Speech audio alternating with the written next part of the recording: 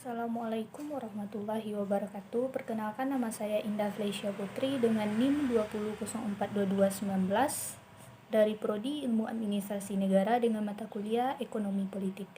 Baiklah, saya di sini akan menjelaskan tentang ekonomi politik globalisasi, peluang dan tantangan bagi Indonesia.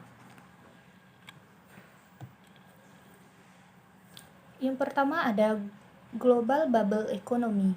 Semenjak keruntuhan komunisme dan berakhirnya periode Perang Dingin awal dekade 80-an.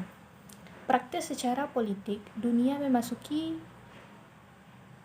periode Pax Americana, yakni semua negara mau tidak mau harus melakukan political adjustment terhadap kekuatan politik dan militer AS beserta sekutu-sekutunya tergabung dalam G7. Hal ini juga membawa konsekuensi secara ekonomi. Dunia juga masuk secara monolitik ke dalam sistem perekonomian neoliberal yang terlembagakan ke dalam perjanjian internasional, khususnya ke dalam organisasi World Trade Organization. Hal ini justru oleh Adam Smith sendiri, bapak atau pendiri ekonomi modern, harus dipertimbangkan dalam menciptakan persaingan antara pelaku ekonomi baik tingkat perusahaan maupun negara. Dengan kata lain, seperti layaknya dalam dunia pertinjauan, dengan adanya kelas-kelas yang dipertandingkan yang sama levelnya, seperti ringan, terbang, dan berat. Maka dalam alam globalisasi, ekonomi yang dipimpin oleh WTO dan negara industri dengan demikian akan cenderung diabaikan. Dengan suasana ini, memang secara positif masing-masing negara mempersiapkan semaksimal mungkin agar pada saatnya mampu memasuki era persaingan global yang keras tersebut. Bersamaan dengan fenomena tersebut, marak pula kegiatan ekonomi dan bisnis spekulatif, terutama di dunia pasar modal, pasar falas, dan properti, sehingga dunia terjangkit penyakit ekonomi balon, atau disebut juga dengan global bubble economy, sebuah ekonomi yang besar dalam perhitungan kuantitas moneternya, namun tak diimbangi oleh sektor real, bahkan sektor real tersebut amat jauh ketinggalan perkembangannya. Selanjutnya ada ekonomi politik dan pembangunan. Sebelum krisis Asia dan globalisasi yang semakin real, sejak awal tahun 90-an, artinya terdapat 3 kategori negara-negara dunia non-barat dalam memanfaatkan utang luar negeri, sukses, lumayan, gagal.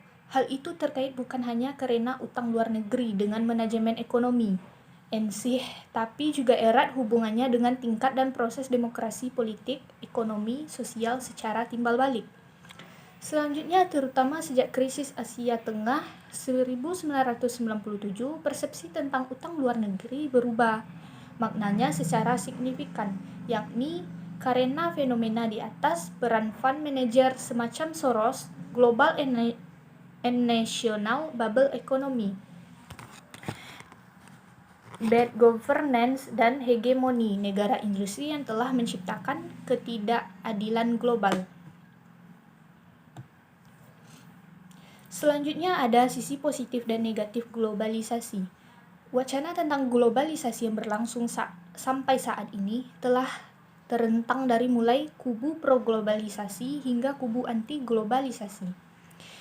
Memang sulit mengambil posisi netral, bagaimanapun dalam realitas telah terjadi akselerasi dan intensifikasi dalam interaksi ekonomi di antara orang per orang, antar perusahaan hingga antar negara akibat globalisasi tersebut.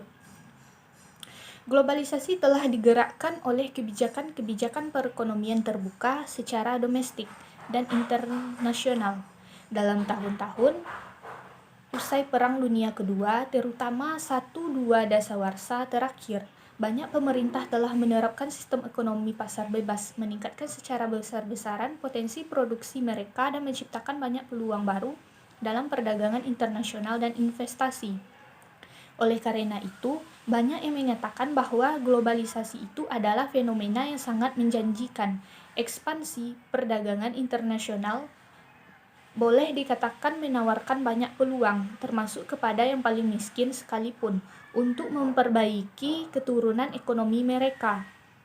Tetapi globalisasi juga bisa berdampak tak nyaman. Kebijakan yang buruk dapat melantarkan suatu negara atau sebagian besar penduduk suatu negara yang berada di pinggiran perekonomian dunia, kapitalis. Selanjutnya ada kewaspadaan terhadap globalisasi. Sejak Maret tahun 2000, harga saham perusahaan-perusahaan asal AS sebagaimana diukur oleh standar DR Poor's adalah 500 turun sekitar 40%. Dalam periode yang sama, harga saham turun 42% di Inggris, 57% di Prancis, dan 63% di Jepang. Setelah itu, pengaruh negatifnya menyebar ke seluruh negara. Menurut Carlos Stein juga mengungkapkan bahaya deflasi menurunnya kegiatan ekonomi produksi yang disertai meningkatnya pengangguran yang melanda dunia yang bisa segera merambat ke semua negara termasuk negara-negara miskin. Kombinasi dari kelebihan produk, overcapacity di banyak negara industri yang naik kelasnya negara berbiaya rendah seperti Cina telah memberikan tekanan pada harga-harga. Harga rendah adalah suatu plus, sementara harga jatuh bisa merupakan petaka.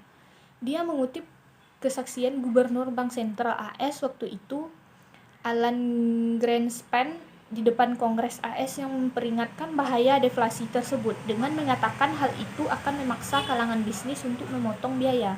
Bagian dari upaya pemotongan biaya ini menyangkut pekerjaan outsourcing ke negara-negara berkembang yang pada gilirannya akan memperparah situasi pengangguran. Dengan menyadari tantangan dari adanya paradoks globalisasi tersebut terhadap situasi ketenaga kerjaan, maka isu peningkatan standar kompetensi tenaga kerja di berbagai sektor industri barang dan jasa kita selayaknya sejalan dengan upaya yang dilakukan oleh kalangan pelaku bisnis. Selanjutnya ada siasat Indonesia dalam menghadapi globalisasi. Globalisasi dalam arti empiris bisa mengandung gejala sebagai bentuk imperialisme baru dari negara-negara industri maju vis-a-vis negara-negara sedang berkembang. Namun dalam era di mana peran teknologi informasi semakin pasif serta hegemoni tak terhindarkan, kini praktis globalisasi mengalami objektifikasi menjadi faktor objektif. Dengan demikian, keempat negara tersebut telah mampu secara cerdas menyiasati proses globalisasi dan hegemoni peradaban barat tanpa konflik besar, lebih mengendabel namun juga tak tersubordinasi. Keempat negara tersebut layak dijadikan benchmarking dan bisa dijalankan prasyarat oleh Indonesia dengan sejumlah ciri-ciri, yaitu yang pertama, adanya kepemimpinan yang memiliki visi, strategi, dan program yang cerdas, otentik, dan efektif direalisasikan. Misalnya Malaysia sejak Mahathir Mohamad melaksanakan neo-ekonomi polis sejak pertengahan tahun 1970 hingga akhir tahun 2000. Yang kedua, adanya proses demokratisasi yang menyejahterakan rakyat dan menegakkan tata kelola pemerintahan yang efektif dan bersih. Proses demokratisasi di Korea Selatan secara akseleratif berlangsung sejak terpilihnya Kim Yong-sam. Kemajuan pembangunan ekonomi yang spektakuler dicapai oleh pemerintahan yang sebelumnya yang otoriter sejak tahun 1960. Yang ketiga ada resource-based economic development. Malaysia dan Thailand mampu mencapai keberhasilan pembangunan ekonominya yang memadukan antara kemajuan iptek dengan pengelolaan sumber daya alam yang menjadi kekayaan utama bangsanya, di mana sebagian besar rakyatnya bekerja di sana. Yang keempat, ada kemampuan meraktualisasikan nilai-nilai agama, tradisi, dan nilai lokal bersamaan dengan proses akselerasi industrialisasinya. Jepang terutama bukan hanya berhasil memadukannya dengan iptek dan nilai-nilai kontemporer lainnya, tapi bahkan memunculkan model-model pengembangan yang lebih unggul dibandingkan Barat. Yang kelima, konsensus skenario in the moderation process yang berada dengan demokrasi barat yang sangat menekankan kemampuan dalam pengelolaan konflik. Tingkat kesejahteraan pekerja Jepang adalah tertinggi di dunia bersama Swedia, namun berbeda dengan negara-negara Eropa. Keberhasilan Jepang terutama karena peran menciptakan konsensus antara pekerja dan majikannya di tingkat mikro perusahaan dengan melakukan negosiasi harian tentang problem-problem pekerja. Selanjutnya ada dampak negatif globalisasi dalam bentuk kejahatan ekonomi internasional. Globalisasi yang disertai perkembangan kemajuan teknologi informasi dan komunikasi, information dan communication teknologi, di samping telah membawa manfaat juga telah menimbulkan dampak negatif seperti dijelaskan di atas, termasuk dalam bentuk lompatan dahsyat dalam perkembangan kejahatan ekonomi internasional. Lebih dahsyat lagi adalah karena adanya mekanisme pencucian uang atau disebut money laundering dengan berbagai modus operandi dan kejahatan lewat dunia maya atau disebut cybercrime. Dalam uraian selanjutnya akan dikemukakan bagaimana perkembangan kejahatan ekonomi itu berkembang dengan lompatan dahsyat dan mekanisme money laundering dan cybercrime tersebut. Yang pertama ada implikasi politik. Salah satu indikator keberhasilan pendidikan politik terletak pada perilaku sosiokultural masyarakat itu sendiri. Semakin konstruktif perilaku sosiokultural, semakin efektif pendidikan politik yang dilaksanakan. Sebaliknya, makin destruktif perilaku sosiokultural masyarakat, maka semakin tidak efektif pendidikan politik yang dilaksanakan. Dalam era globalisasi yang tertandai oleh adanya saling ketergantungan sosial, politik, dan budaya, maka kunci keberhasilan pendidikan politik terletak pada keteladanan. Apabila para pelaku politik mau serta mampu menunjukkan keteladanan di dalam kehidupan sosiokulturalnya, maka keberhasilan pendidikan politik akan makin gampang diraih. Sebaliknya, bila para pelaku politik tidak berhasil memberikan keteladanan di dalam kehidupan sosiokulturalnya, maka hampir dapat dipastikan bahwa keberhasilan atas pendidikan politik akan makin sulit dicapai. Selanjutnya ada pembangunan politik. Menurut Lucien Weipai menyimpulkan 3 tema besar yang berhubungan dengan makna pembangunan politik. Yang pertama, terjadinya pertambahan persamaan equality antara individu dalam kaitannya dengan sistem politik. Yang kedua, pertambahan kemampuan pembedaan atau disebut differentiation dan specialization lembaga dan struktur di dalam sistem politik tersebut. Pembangunan politik dalam hal ini erat kaitannya dengan budaya politik, struktur-struktur politik yang berwenang, serta proses politik. Selanjutnya ada pembangunan politik dan pembangunan ekonomi. Menurut Mansur Fakih 2006, teori pembangunan dan globalisasi yang begitu diagung-agungkan oleh negara maju telah gagal dalam mewujudkan tujuannya bagi negara di Asia. Negara yang menjadi percontohan telah hancur dan tidak bisa bertahan diterpa oleh badai krisis multidimensi yang melanda dunia. Revolusi siapapun bukan suatu langkah yang tepat dalam pembangunan politik, karena menurut Irma Adelman dalam Fakih 2006, 40-60% penduduk di negara miskin menjadi semakin buruk. Yang diperlukan adalah human resource development untuk mencapai pertumbuhan dengan pemerataan dengan pembangunan sumber daya manusia diharapkan akan dapat menumbuhkan kesadaran dan daya krisis masyarakat terhadap proses pembangunan politik. Selanjutnya ada pedoman pembangunan politik di negara-negara postkolonial, kesukarelaan bangsa-bangsa. Selanjutnya ada revitalisasi identitas kultural Indonesia di tengah upaya homogenisasi global.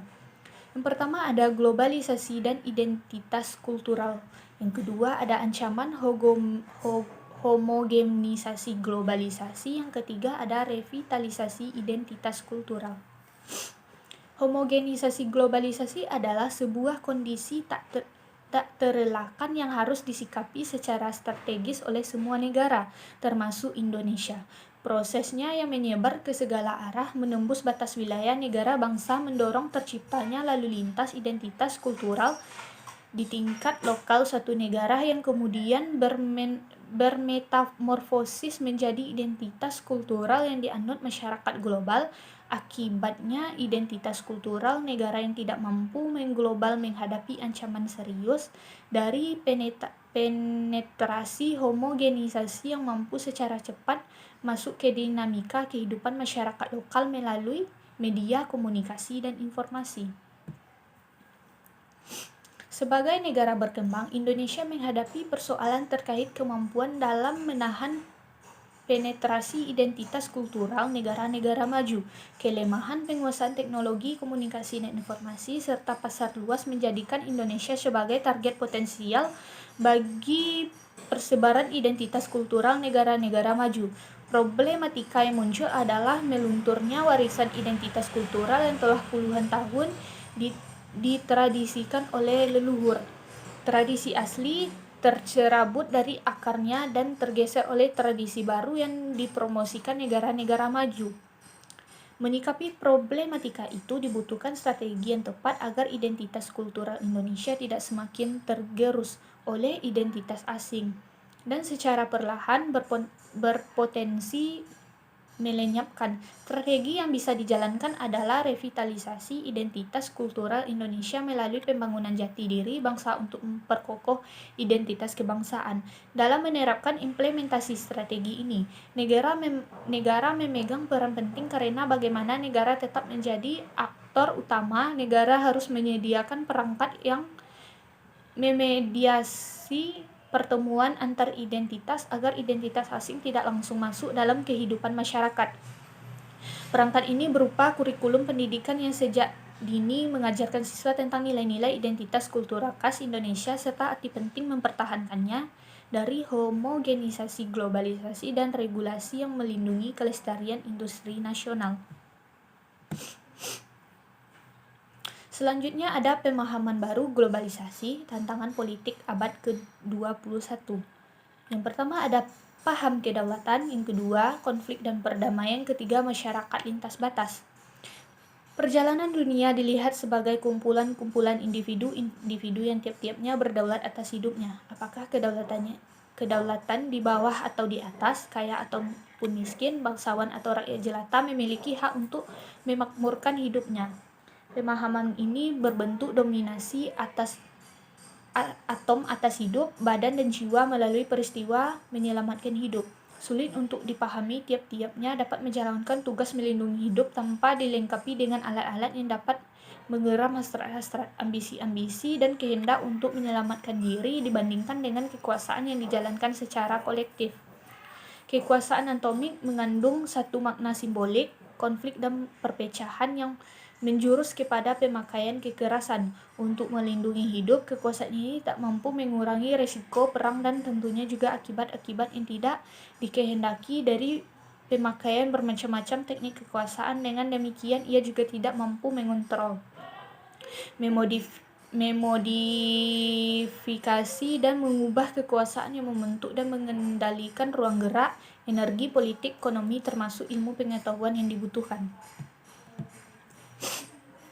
Setiap struktur material tindakan manusia pada dasarnya berasal dari struktur ideasional dan normatif yang membawa pengaruh kepada apa yang diterima dan dijalankan oleh orang-orang dalam rentang yang banyak dan luas. Semua itu adalah hasil dari interaksi yang kompleks dan hubungan kekuasaan serta pertukaran ide-ide yang berkelanjutan sepanjang garis global. Akan sangat berbahaya jika kekuasaan dibayangkan hanya sebagai sebuah jaringan ekonomi. Wadah interaksi komunitas penerapan hukum-hukum universal dan pembagian-pembagian keuntungan rasional belaka. Kekuasaan global harus dipahami sebagai kekuasaan normatif. Jejaring kekuasaan yang kompleks yang mampu mengeram, mengubah atau memperbarui ide-ide, nilai-nilai dan aturan-aturan main di dalam. Alat kekuasaannya yang terpenting adalah kemunculan jejaring yang makin lama makin ramai dan padat, hingga menciptakan tekanan yang kuat untuk munculnya regim global yang mendeklarasikan bahwa nilai-nilai itulah yang dapat diterima dan dijalankan oleh masyarakat global. Selanjutnya ada identitas dan prospek resistensi dalam globalisasi. Yang pertama ada globalisasi, karakteristik identitas dan strategi resistensi. Yang kedua, postmodern, nomad dan identitas global, kasus World Social Forum. Globalisasi sendiri memiliki ambivalensi. Di satu sisi, globalisasi meningkatkan kemungkinan emansipasi baru dengan munculnya berbagai kelompok identitas secara cepat dan masif. Gerakan-gerakan sosial tidak lagi berjalan pada wilayah ekonomi saja, tetapi juga politik sosial, budaya, dan kelompok kepentingan lainnya. Hal ini disebabkan globalisasi dengan perkembangan teknologi informasinya meningkatkan peluang interaksi antar manusia dan menjadi menarik ketika perlawanan yang dilakukan dalam skala global ternyata ditunjukkan pada suatu entitas yang disebut empiris. Menarik karena untuk pertama kalinya dalam sejarah dunia, resistensi dilakukan atas dasar variasi identitas dan bukannya satu identitas rigid seperti yang selama ini terjadi. Menarik pula karena adanya kemungkinan untuk menjadikan ragam identitas tersebut dalam satu paying commonality. Oleh karena itu, identitas global tersebut tidak benar-benar eksis. Dalam kondisi saat ini, penulis pada dasarnya cukup pesimis terhadap masa depan resistensi global. Hal tersebut dilandasi pemahaman bahwa identitas adalah motor penggerak berlangsungnya perlawanan yang kuat, pengikat yang paling rasional dan mampu bertahan hingga selesainya perlawanan adalah identitas. Tanpa adanya identitas, perlawanan hanya akan berjalan dalam waktu-waktu pendek saja, dan bisa jadi masalah tersebut tidak hanya disebabkan oleh identitas resisten saja, tetapi juga terhadap siapakah sebenarnya empiris itu. Empiris sendiri memang didefinisikan sebagai perusahaan multinasional, organisasi internasional seperti IMF, WTO, dan WB, serta negara-negara maju. Sekian yang dapat saya sampaikan. Apabila ada salah dan jawabannya saya mohon maaf. Wassalamualaikum warahmatullahi wabarakatuh.